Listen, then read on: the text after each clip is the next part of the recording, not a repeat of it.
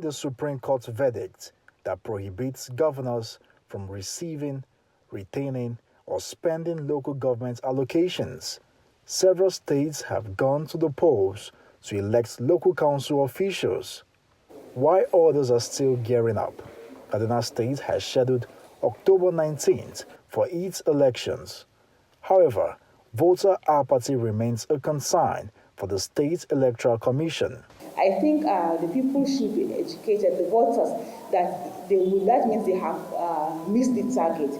If they fail to take interest in their councillors and their chairman, who are their next door neighbors, who will hear them when they cry, that means they have kind of deviate from the right track of democracy in addressing their problems.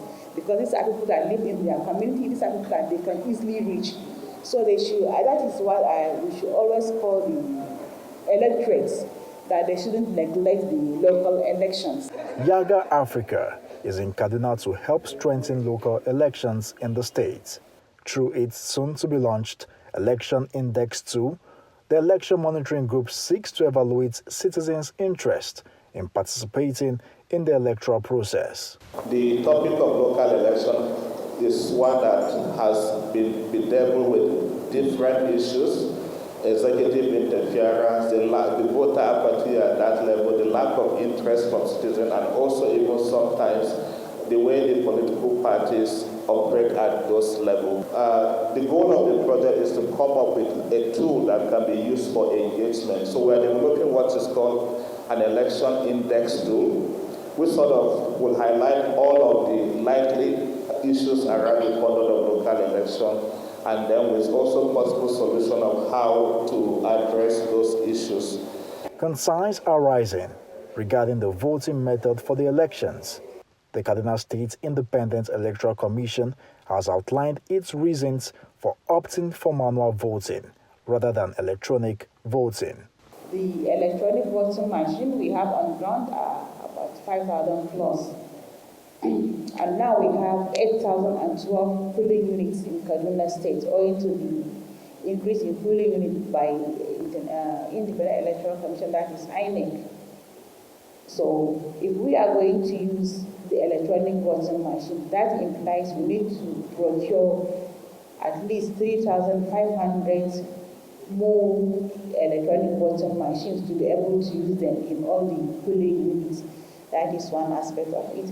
And these EVM machines, they are customized. It's not something that is already in the market that you go and pick. No, you have to, the producers have to produce it specifically for us. And that will take at least 9 months. Waiting for these electronic machines will likely delay the elections. And officials say the state cannot afford to leave a vacuum, as the current chairman and councillors' terms expire at the end of October.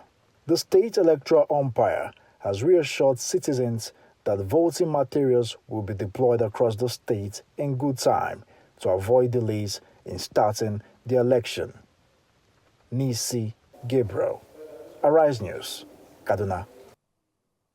Now to Enugu State, where the government has begun transitioning from the premium motor spirit, also known as petrol vehicles, to compressed natural gas vehicles.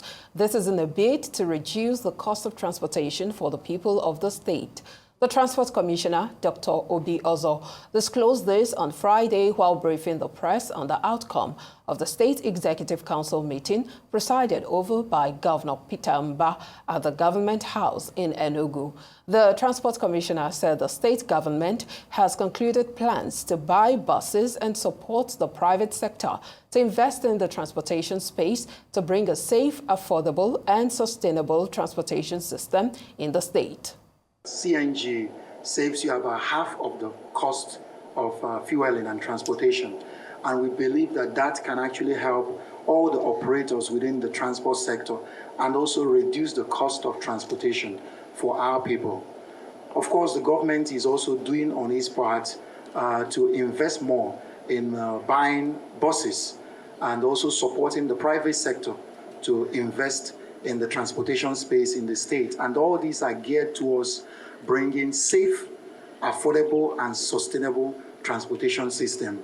And of course, this ties into the infrastructures you already see in the bus terminals, the improved bus shelters, the Internet of Things gadgets in these buses that allow us to be able to know where our citizens are and make sure that they are safe from any incidents. ESCO also resolved concerning the creation of the new Ministry of Energy and Mineral Resources. You will recall that earlier in this administration, His Excellency Dr. Peter Ndubuisi had signed our Enugu State Electricity Law. And that law required that a regulator, an independent regulator, will be set up, but also a supervising ministry that will handle all our engagements in the energy space and also in our mineral resource space. Considering the level of mineral resources availability in Enugu State, the government had decided at the end of ESCO today to now create this ministry